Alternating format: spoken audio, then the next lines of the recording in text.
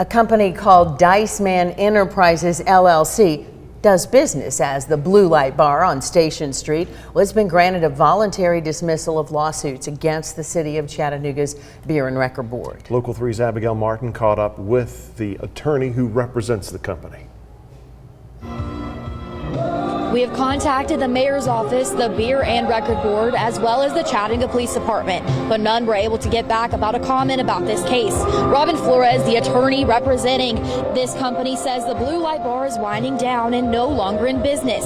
He filed a motion to dismiss the 5 claims against them.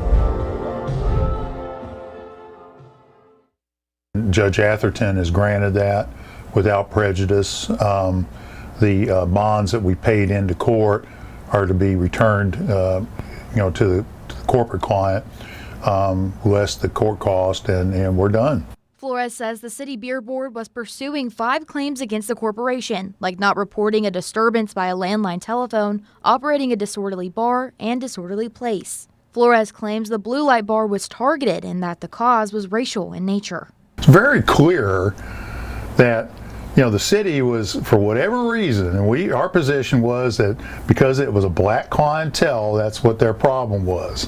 He says the blue light was written up on 5 violations over just 6 months this year, and last year there were 3 total. He says this goes along with the theme of the case.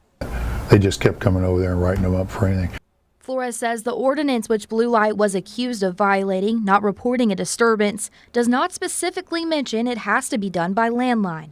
Flores says Brian Joyce, the bar's owner, saw a disturbance and alerted an officer on Station Street immediately.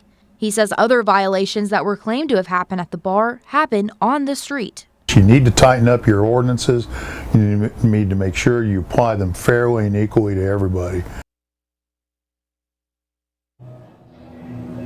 We have reached out to the mayor's office, Beer and Record Board, and Chattanooga Police Department, but still no comment on the case. Flores says the company did not renew their alcohol license in August and says the business is closed. You can see behind me there's a lock on the door and there's no signage out here. Reporting live on Station Street, I'm Abigail Martin, Local 3 News.